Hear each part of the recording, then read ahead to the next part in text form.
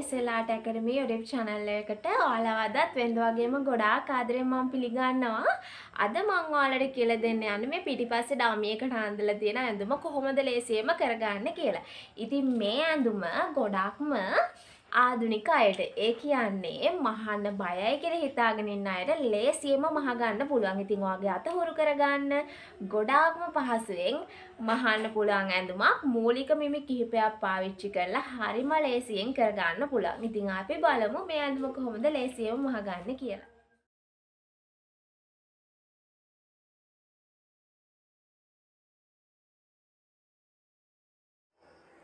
හරි ඔයාලට මේක තේරුම් කරන්න පහසු වෙන්න මම මේ විදිහේ පේපර් එකක් පාවිච්චි කරනවා. ඒ කියන්නේ මම අද පතරම සකස් කරගන්නේ මෙන්න මේ පේපර් එකේ. ඉතින් මම මේ පේපර් එකේ කරන දේම ඔයාට රෙදිවල කරගන්නත් පුළුවන්. මුලින්ම මෙන්න මේ විදිහට ඉහළින් රේඛාවක් ඇඳ ගන්නවා. මේ විදිහට රේඛාවක් ඇඳ ගන්න හේතුව තමයි අපේ රෙදි කොටසේ ඇද තියෙනවා නම් ඒවා ඉවත් වෙලා අපේ මිමි නිවැරදිව ලකුණු කිරීමට පහසු වෙන්න. ඊට පස්සේ මේ රේඛාව මත උරහිස දෙකට බෙදලා ඒකට මහුම් අසි භාගයක් එකතු කරපු මිම්ම ලකුණු කර ගන්නවා. ඒ වගේම පහළටත් ඒ මිම්මම මම ලකුණු කර ගන්නවා.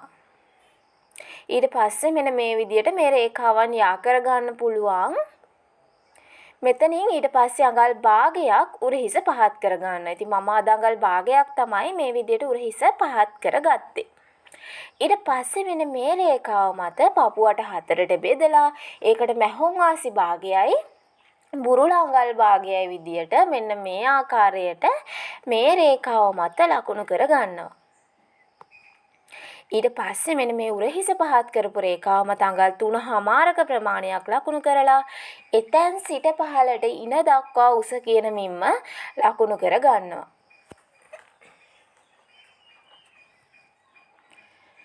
ඉන දක්වා උස කියන මිම්ම ලකුණු කර ගන්න. ඒ හරහාත් මේ ආකාරයට රේඛාවක් ඇඳ ගන්නවා. ඊළඟට ඒ රේඛාව මත ඉනවට හතරට බෙදලා ඒකට මහුම් ආසි භාගයයි බුරුල අඟල් භාගයයි විදිහට ලකුණු කර ගන්නවා. අද අපි මේ ගවුමට ඩාට් පාවිච්චි කරන්නේ නැහැ. ඩාට් නැතුව සාමාන්‍ය ආකාරයට මසාගත හැකි ඇඳුමක් තමයි අද ඔයගොල්ලන්ට මම කියලා දෙන්නේ.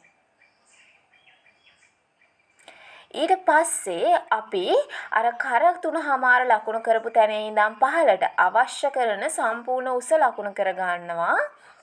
අවශ්‍ය කරන සම්පූර්ණ උස මට අඟල් 39යි. මෙතන අඟල් 39 එන්නේ යට වාටි මැහෙන්නේ ඔක්කොමත් එක්ක. ඉතින් වාටි ඊට වඩා උස අවශ්‍යයි නම් උස අරගන්න පුළුවන්. මම අද රෙදිමීටර 1යිනේ ගෙනාවේ නිසා ඒකට ගැලපෙන්න උස මට සාමාන්‍ය දන හිස ප්‍රමාණය දක්වා තමයි මම අරගෙන තියෙන්නේ. ඊට පස්සේ අනිවාර්යෙන්ම මෙන්න මේ හරහට ලකුණු කරද්දී ඉනවට මිම්මට වඩා අඟල් 2ක් 3ක් වැඩියෙන් තිබිය යුතුයි. ඉනවට ලකුණු කරන්නා වූ මිම්මට වඩා අඟල් 2ක් 3ක් මේ විදිහට පහලින් අනිවාර්යෙන්ම වැඩිපුර තියෙන්න ඕන. මොකද අපේ ඇඳුමේ හැඩය ලස්සනට එන්න නැත්නම් කකුල් වලින් හිර වෙලා වගේ වෙනවා. එහෙම නොවෙන්න තමයි අපි මේ විදිහට වැඩිපුර ගන්නෙ. ඊට පස්සේ අපි දැන් අත් කට ඇඳ ගන්න යන්නේ මෙන්න මේ රේඛාව හරි මැදින් දෙකට බෙදා ගන්න. එතෙන් සිට මේ එල් හැඩති ලක්ෂයේ ගාවින් අඟල් භාගයක් ලකුණු කරනවා. මේ ලකුණු කරපු තැන ඉඳන් අඟල් කාලක් ඇතුළට ලකුණු කරලා මේ විදිහට අත් කට හාරවල ඇඳ ගන්න පුළුවන් ඔයාලට. මේ විදිහට අත් කට හාරවල අඳින්න පුළුවන්. අද රහිතව මහන නිසා මං හාරවලම තමයි අත අරගන්නේ. ඊට පස්සේ මෙන්න මේ යට කොනෙන් අඟල් 1.5ක් වගේ මේ විදිහට ඉහළට ලකුණු කරලා හැඩ කරගන්න. හේතුව තමයි එල්ලා හැලීම. අපේ ඇඳුම දෙපැත්තෙන් එල්ලා හැලීම වැළැක්වීමට තමයි මේ විදිහට අඟල් 1.5ක් වගේ අඩු කරගන්නේ.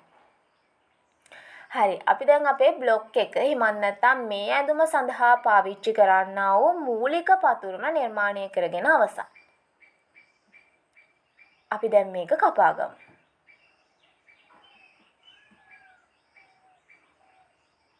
මම ඔයාලට කිව්වා වගේ අද අත්කට හාරවල කපන එකෙන්ම තමයි කපන්නේ. පිටුපස පළුවට වෙනම, ඉදිරිපස පළුවට වෙනම කියලා වෙන් කරන්නේ නැහැ. එකම පතුරම තමයි ගන්නෙ. දැන් මම හදන්නේ කර හැඩය ඇඳ ගන්න. මම අද රවුම් කරක් තමයි පාවිච්චි කරන්නේ. ඉතින් කර ගැඹුර අඟල් 4ක වගේ ප්‍රමාණයක් ගන්න පුළුවන්. ඒක වැඩි කියලා හිතන කෙනෙක්ට 3මාරක් වගේ ගන්නත් පුළුවන්. ඒ වගේම තමයි ඉදිරිපස කර සහ පිටුපස කර කියන ප්‍රමාණය එකම ප්‍රමාණයට තමයි ගන්න. එහෙම නැති කෙනෙක්ට ඉදිරිපස කර වැඩි වෙනොත් පිටුපස කර අඩු වෙනොත් ගන්න පුළුවන්. ඉතින් ඔන්න ඔය විදිහට තමයි මූලික පතුරම මම සකස් කරගත්තේ. ඉතින් මං හිතනවා පැහැදිලි ඇති කියලා. අපැහැදිලි කෙනෙක්ට මං වැඩිදුර දැනුම සඳහා කොටසක් එකතු කරනවා. අපැහැදිලි අයට පමණක් ඒ කොටස නරඹන්න පුළුවන්. එහෙම නැති අය මේ කොටස ස්කිප් කරලා යන්න. හරි. මම ඔයගොල්ලන්ට වැඩිදුර පැහැදිලි කිරීම සඳහා මෙන්න මේ A4 එක පාවිච්චි කරනවා.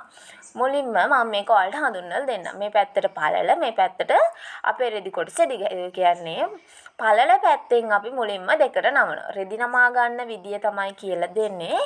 මුලින්ම පළල පැත්තෙන් මේ ආකාරයට දෙකට නමනවා. දැන් අපි ගෙනාවේ 60 පළලනේ ළමයි. අපි 60 පළල රෙදි තමයි ගෙනාවේ. ඒක දෙකට නැමුවම පළල දැන් 30යි. අපි ඒක නැවත වතාවක් දෙකට නමනවා. අපේ ඉදිරිපස පළුව සහ පිටුපස පළුව කියන කොටස් දෙකම ගන්න ඕන නිසා අපේ දැන් 15යි අපිට ලැබෙන්නේ. ඒ කියන්නේ ඔයා මේ ලකුණු කරන්නා වූ බ්ලොක් එකේ වැඩිපුරම තියෙන කොටසේ පළල අඟල් 15ට අඩු වෙන්න ඕන. නැත්නම් ඔයාලට මේ විදිහට යාරෙන් කරගන්න බෑ. එතකොට ඔයාලට යාර දෙකක් ගන්න සිද්ධ වෙනවා. පැහැදිලි ඇති. අපි දැන් බ්ලොක් එක හදාගමු. මුලින්ම ඉහළින් රේඛාවක් ඇඳ ගන්නවා. ඒ රේඛාව මත උරහිස දෙකට බෙදලා මැහුම් ආසි භාගයක් එකතු කරපු මිම්ම ලකුණු කරනවා. ඒ මිම්මම මම පහතටත් ලකුණු කරනවා. අර උරහිස ලකුණු කරපු මිම්මම පහතට ලකුණු කරලා මේ විදිහට රේඛාවන් ඇඳ ගන්නවා. මේ කොටස එකතු කරේ ඔයාලගේ වැඩි දුර අර කොටස තේරුනේ නෑ කියලා හිතන කෙනෙක්ට නැවත නරඹන්න. ඊට පස්සේ මෙතනින් අඟල් භාගයක් පහත් කරලා උරහිස රේඛාව හැඩ කරලා ඇඳ ගන්නවා. ඊට පස්සේ මෙන්න මේ රේඛාව මත පපුවට හතරට බෙදලා මැහුම් ආසි භාගයයි බුරුල අඟල් භාගයයි එන මිම්ම ලකුණු කර ගන්නවා. ඊට පස්සේ මෙන්න මේ උරහිස හැඩ කරපු රේඛාව මත අඟල් 3මාරක ප්‍රමාණයක් ලකුණු කරලා පහතට ඉන දක්වා උස සහ ඊට පස්සේ අවශ්‍ය කරන සම්පූර්ණ ගවුමේ දිග ලකුණු කර ගන්නවා. ඒ හරහාත් මම මේ ආකාරයට රේඛාවන් ඇඳ ගන්නවා. ඊට පස්සේ මේ ඉන දක්වා උස ලකුණු කරපු රේඛාව ඉනවට හතරට බෙදලා මැහුම් ආසි අඟල් භාගයයි බුරුල අඟල් භාගයයි එකතු කරපු මිම්මත් යට රේඛාවේ අර මිම්මට වඩා අඟල් දෙකක් උපරිම දෙකක් හෝ තුනක් වැඩියෙන් ලකුණු කර ගන්න ඕනේ. මොකද ඉන මිම්මට වඩා වැඩිපුර තියෙන්න ඕනේ. එතකොට තමයි ඇඳුම හැඩ වෙලා එන්නේ. ඊට පස්සේ ඔයාලට මෙන්න මේ විදියට මේ රේඛාවන් යා කර ගැනීමේ හැකියාව තියෙනවා. ඊට පස්සේ මෙන්න මේ පහලින් අඟල් 1මාරක් අඟලක් වගේ ප්‍රමාණයක් මේ විදියට ඉහළට හැඩ කරලා ඇඳ ගැනීමට පුළුවන්. අපි දැන් හදන්නේ අපේ අත් කට ප්‍රමාණය ඇඳ ගන්න. මෙන්න මේ රේඛාව හරි මැදින් දෙකට බෙදා ගන්න. එතෙන් සිට ඇතුල් වෙන මෙතන L හැඩති ලක්ෂයෙන් අඟල් භාගයක් ලකුණු කරලා මේ විදිහට අත් කට ඇඳ ගන්න පුළුවන්. ඔයාලට මෙතන අඟල් භාගයක් ලකුණු කරලා ඇතුල් කරලා ඇඳ ගන්නත් පුළුවන් අත්කට. මම ඔයාලට පළවෙනි බ්ලොක් එකේදී කියලා දුන්නා වගේ ඇතුළට අඟල් භාගයක් කරලා අත්කට ඇඳ ගන්නත් පුළුවන්. මේ විදිහට ඇඳ ගන්නත් පුළුවන්. අද අත් දාන්න නැති හින්දා ඒක කිසිම ප්‍රශ්නයක් වෙන්නේ නැහැ. වඩාත්ම සුදුසුයි අර විදිහට අත්කට ඇතුළට කරලා කපලා ඇදලා ගත්තා. ඉතින් අත්කට වැඩිය පේන්න අඳින්න කැමති නැති කෙනෙක්ට මේ විදියට හදා ගන්න පුළුවන්. ඉතින් ඔන්න ඔය විදියට අපි කර හැඩයක් කපාගෙන අපේ බ්ලොක් එක නිර්මාණය කර ගන්නවා. හරි. දැන් අපි බලමු රෙදි කොටස මත මේක කොහොමද කරගන්නේ කියලා. ඔන්න මුලින්ම මම රෙදි කොටස 60 පළල රෙදි කොටස මුලින්ම දෙකට නමනවා.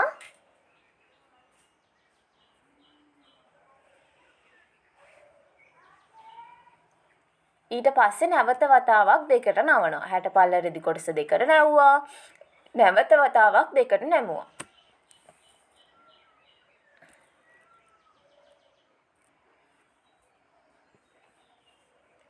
ඉතින් ඔන්න ඔය විදිහට තමයි රෙදි ටික නවා ගන්නෙ.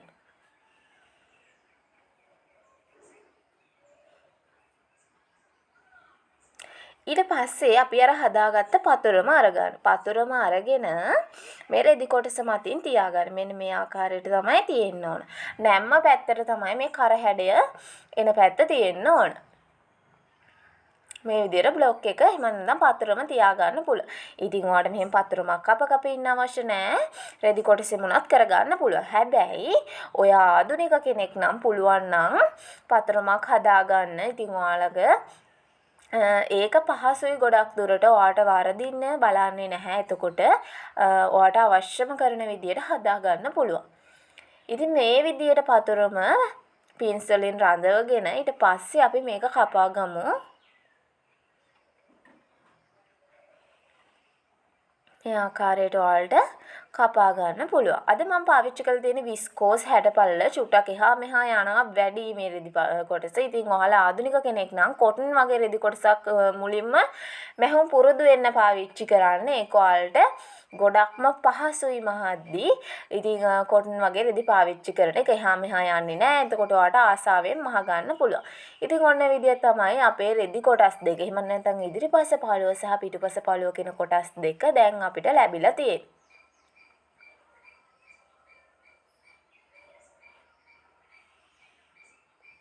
ඊට පස්සේ අපි බයස් කපා ගන්න හදන්නේ කරට අල්ලා ගන්න. බයස් කපද්දි කෙලින් අතර කපන්නේ නැහැ. මෙන්න මේ විදියට ඇදේට තමයි බයස් පටි කපන්නේ. ඒක මම ඔයාලට කලිනුත් කියලා දීලා තිනවා. කලින් වීඩියෝස් වලත් කියලා දීලා තිනවා.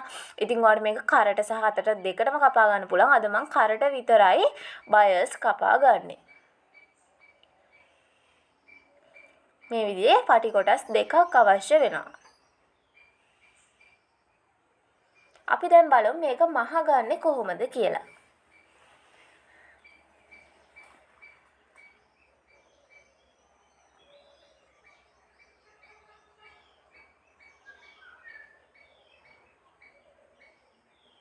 මම ඉදිරිපස කර තව පොඩ්ඩක් හාරව ළඟයි භාගයක් වගේ හාරවල කපා ගන්නවා. ඉතින් ඔයාලටත් මේ විදිහට වෙනස්කම් කරගන්න පුළුවන්. දැන් මම හදන්නේ කරට අවශ්‍ය කරන බයස් පටි. එහෙම නැත්නම් පයිපින් පටි අල්ලා ගන්න. මම මේක කන පිට පැත්තෙන් තමයි මුලින්ම අල්ලා ගැනීම කරන්නේ. බයස් පටිය මේ විදිහට දෙකට නවලා කන පිට පැත්තෙන් තියාගෙන මෙන්න මේ විදිහට මහගෙන යනවා.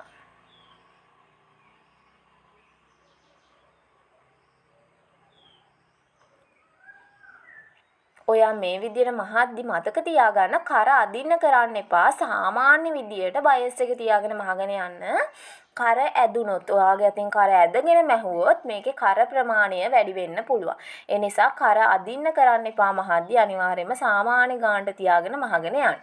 ඊට පස්සේ මේ විදිහට තනින් තන කට් මාක් දාගන්න. ඊට වගේම මෙන්න මේ විදිහට වැඩිපුර තියෙනා කොටස් කෑලි කපා ඉවත් කරගන්න පුළුවන්. එතකොට ඔයාලට මේක පහසුවෙන්ම අනෙත් පැත්ත හරවාගෙන මසා ගැනීමේ හැකියාව තියෙනවා. දැන් ඉතින් මේ කරන්නේ අපි අර කන පිට පැත්තෙන් තියාගෙන මසාගත්ත පටිය හොඳ පිට පැත්තට අරගෙන මහ ගන්න එක.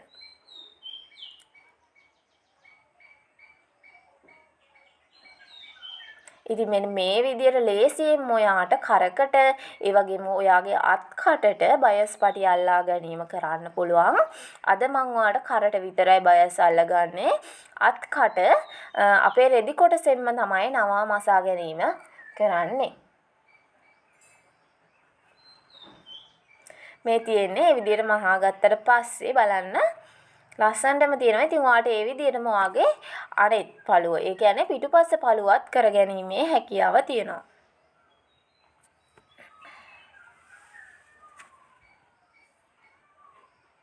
හරි. දැන් මම ඉදිරිපස්ස පළුව සහ පිටුපස්ස පළුව කියන කොටස් දෙකම බයස් අල්ලගෙන කර නිමා කරගෙන තියෙන්නේ. ඊට පස්සේ මම දැන් හදන්නේ උරහිස් මූට්ටුව කරගන්න. ඉදිරිපස්ස පළුව සහ පිටුපස්ස පළුව එකිනෙක මත තියලා මේ විදිහට උරහිස් මූට්ටුව කරගන්නවා.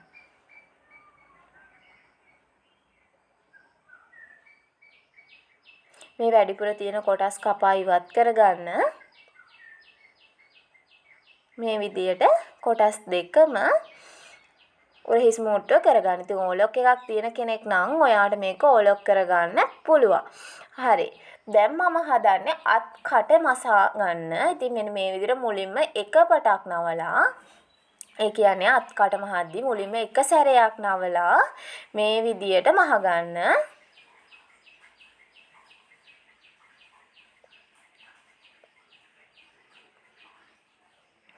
මම මේක ඔයාලට මහන්න පහසු වීම සඳහා තමයි කියන්නේ. ඉතින් ඔයාලට මේක බයස් එකක් වුණත් අල්ලගන්න පුළුවන්.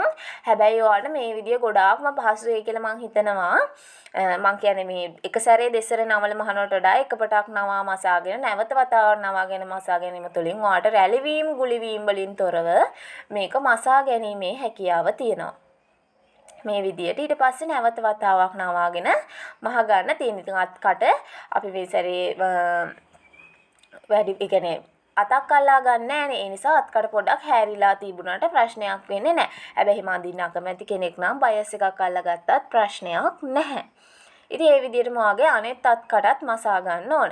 ඒ විදිහට මසාගෙන මෙන්න මේ විදිහට දෙපැත්තෙන්. ඒ කියන්නේ සයිඩ් එක තමයි මූට්ටුව දාගන්නේ. දෙපැති මූට්ටුව තමයි මේ ආකාරයෙන් කරගන්නේ. ඉතින් දෙපැති මූට්ටුව මේ ආකාරයෙන් කරගෙන ඔයාලට ඕලොක් එකක් තියෙන කෙනෙක් නම් ඕලොක් කරගන්න පුළුවන්. ඉතින් මම ඔයාලට කලින් කිව්වා වගේම මේකේ අරමුණ උනේ ආධුනිකයට අයාගලගේ අතහුරු කරගන්න, මැහුම් වලට තියෙන බය අරව ගන්න, මහන්න කියලා දෙන්න. ඊට පස්සේ අටවාටියත් අර ආකාරයෙන්ම තමයි ඔයගොල්ලන්ට මුලින්ම එකපටක් නවාගෙන මහගෙන ගිහිල්ලා නැවත වතාවක් නවා මසා ගන්න පුළුවන්. ඉතින් මේ ආකාරයෙන් මේ දේවල් කිර ගැනීම තුලින් මැහුම් වල තියෙන පහසුව ඔයාලට දැනෙනවා. එතකොට ඔයාලට හිතේ තියෙන බය ඇරෙනවා. ඉතින් දෙස්සරේ කියන්නේ මහන්න පුළුවන් ළමයි මේක පොටම එක සැරේ නවල මහන්න පුළුවන්. හැබැයි මේ විදිහට එක සැරයක් නවල නැවත වතාවක් මහන එක ඔයාලට ගොඩක්ම පහසු. ඒ නිසා මේ වගේ ආධුනික කෙනෙක් නම් මැහුම් වලට අලුතින් එන කෙනෙක් නම් මේ විදිහේ දේවල් try කරලා බලන්න. එතකොට ඔයාලට මහන්න ආස හිතෙනවා. ඉතින් එක පොටක් නවාගෙන මහගෙන ගිහිල්ලා මේ ආකාරයෙන් නැවත වතාවක් නවලා ඔයාලට මහ ගන්න පුළුවන්. මේක තමයි අද කරගත්තේ. මේකේ දැන් ලොකු බේසික් දේවල්, ඒ කියන්නේ බේසික් දේවල් ටික විතරයි තියෙන්නේ. ලොකු කිසිම අමාරු කිසිම දෙයක් වෙන්න නැහැ. කර මහගෙන තියෙනවා. ඔයාලට කර මහ ගත්ත විදියටම මේ අත දෙපැත්ත මහ ගන්න පුළුවන්. ඒකත් ඔයාලට ඒ විදිහට කරගන්න පුළුවන්. හැබැයි අද මම ඔයාලට ෂුට් එක ඉගෙන ගන්නත් එක්කම අත දෙපැත්ත බයස් වලින් මහ ගත්තේ නැහැ.